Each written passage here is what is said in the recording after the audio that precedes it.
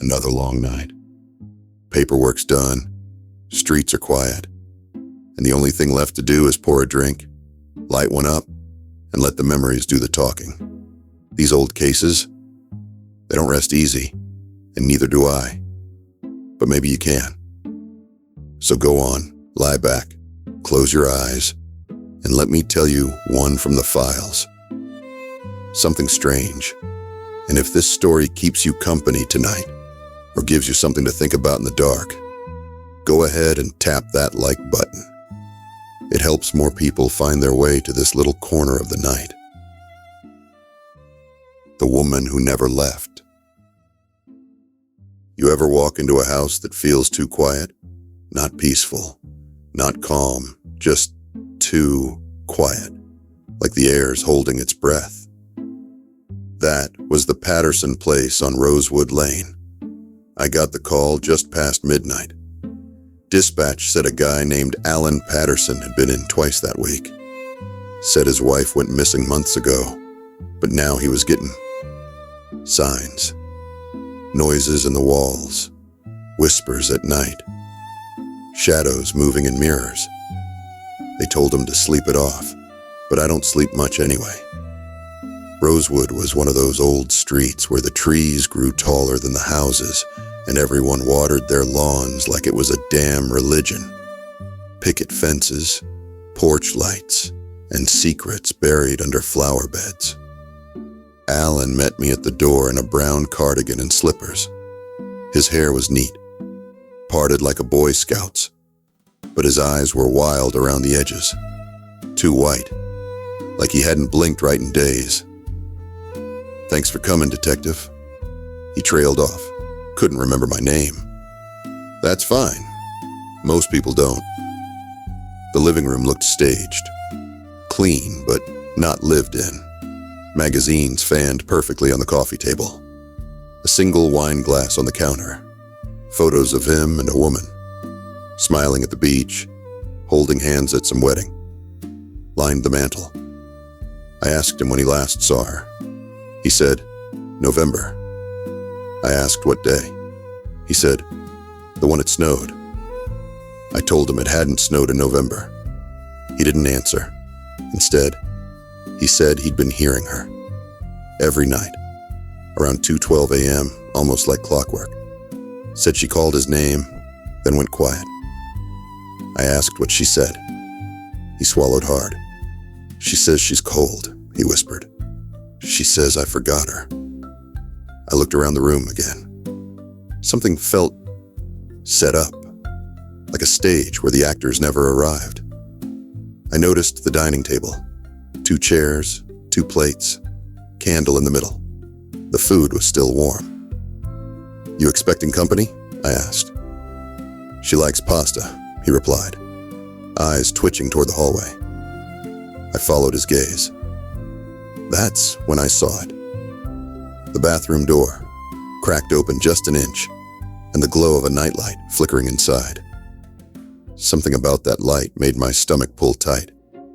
I walked over, slow. Alan stayed rooted to the spot.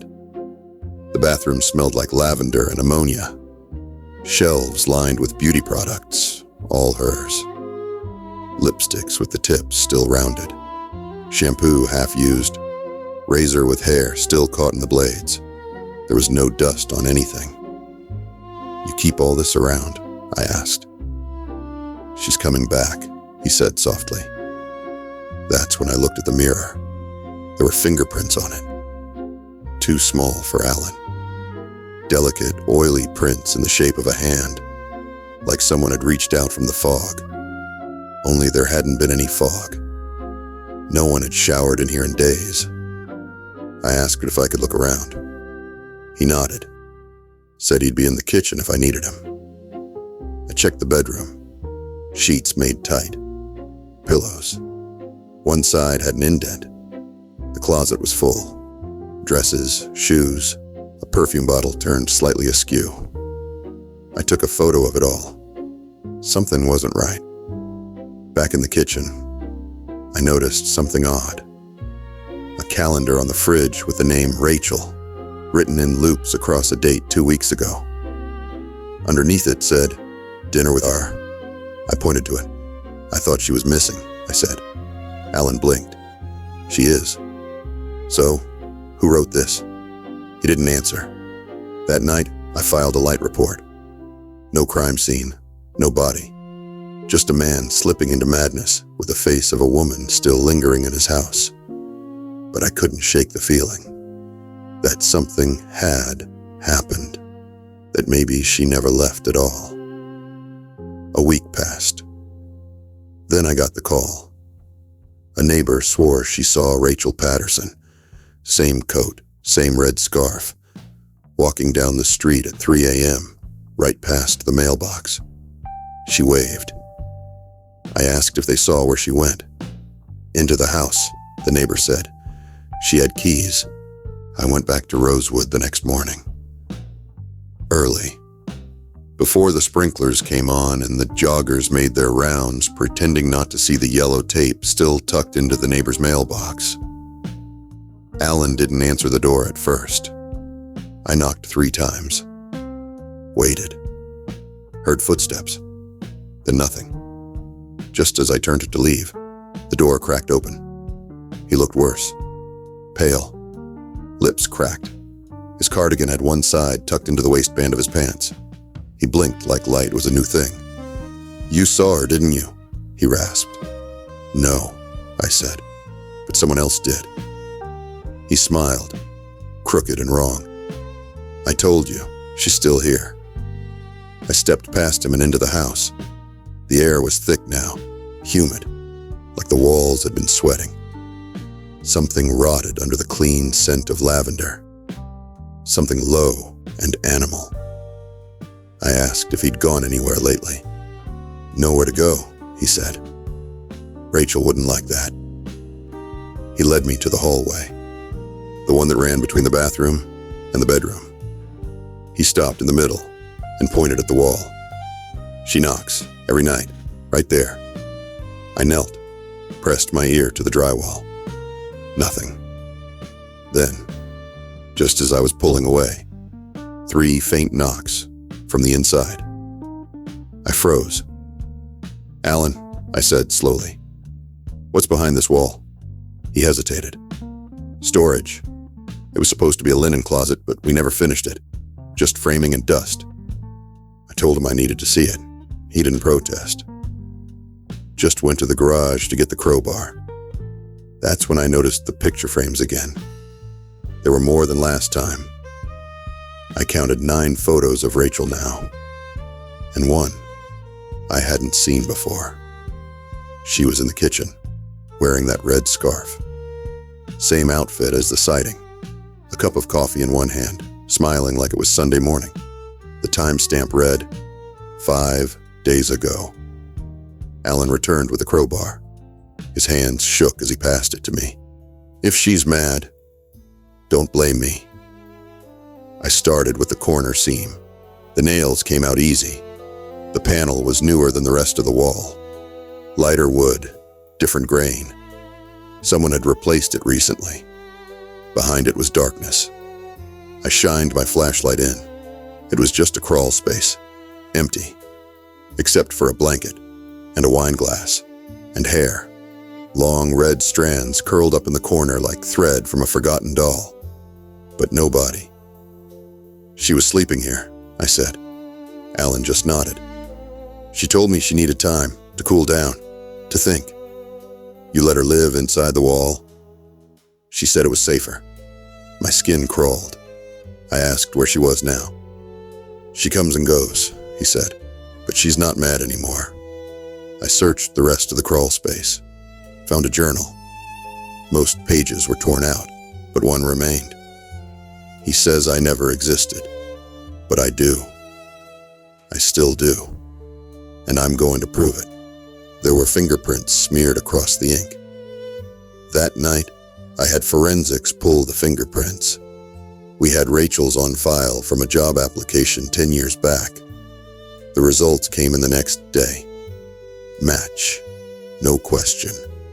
Which meant one of 2 things.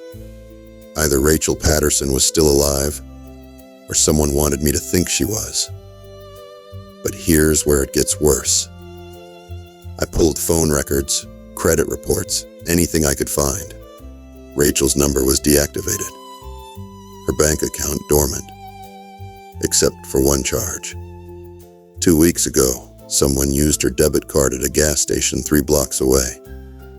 The clerk remembered the woman. Red scarf, soft voice, paid cash for wine, used the card for a pack of gum. Said she looked pale, like she hadn't slept in weeks. I pulled the security footage. It was her, Rachel. Same smile, same walk. She turned toward the camera before leaving the frame, and I swear to God, she winked. When I brought the footage to Alan, he started sobbing. She told me she wasn't dead, he kept saying. She told me she just needed to feel invisible. I asked him where she went. He said he didn't know. But that night, around 2 a.m., I drove past the house one more time, and in the upstairs window, I saw her silhouette, watching. There's a point in every case, quiet as a pin drop, where things stop making sense in the usual way. You're no longer chasing facts. You're chasing ghosts. Lies that breathe. Memories that linger like fog on your windshield. That's where I was. Rachel Patterson had vanished 6 months ago. Her husband swore she walked out on him, but the house told another story. Photos appeared. Objects moved. Her scent still clung to the curtains. Neighbors swore they'd seen her, smiled at her, waved to her in passing. And then there was the footage. Grainy, slightly off kilter, but clear enough. It was her. She had the same red scarf, same tilt of the head, same smirk that said she knew something you didn't. But if she was alive, where was she now? Alan hadn't seen her in days. That's what he told me anyway. But when I walked in that night, the dining table was set again. 2 plates, 1 glass of wine, 1 glass of water, pasta, garlic bread, still warm. Alan was in the living room, staring at the television. Except it wasn't on. Just a blank screen catching the reflection of the candlelight behind him. She was here again, he whispered. Said you were getting close. I sat across from him. Alan, I said, I think you know where she is, and I think you've always known. His face twitched. She was real, he snapped. She's still real. You just have to know how to look. That's when he stood and walked to the hallway mirror. Long, antique, mounted in an oak frame. The glass was flawless, not a scratch on it. He stood in front of it, tilted his head. She only comes through if you stare long enough, he said. And then he did. For minutes. Silent, unblinking. I moved closer. His lips trembled. She's not happy. The light in the hallway shifted. Not brighter, darker. Like the shadows around the mirror were deepening, thickening. Then I saw it. His reflection wasn't moving like he was. Alan stayed still, but his mirror image tilted its head backwards. Just slightly. Not much. Just enough to break the laws of nature. Alan, I said slowly, step away from the mirror. He didn't blink, just whispered. She said, it's your turn. Then the glass cracked. Not shattered. Cracked. Right down the middle like it was splitting him in two. I grabbed his shoulder. He screamed. When I pulled him back, his face was pale. Lips blue. Hands shaking. He slumped to the floor and passed out cold. I looked back at the mirror. There was no reflection. Just empty hallway. Alan went to a facility after that. Said he doesn't dream anymore. Doesn't hear her voice.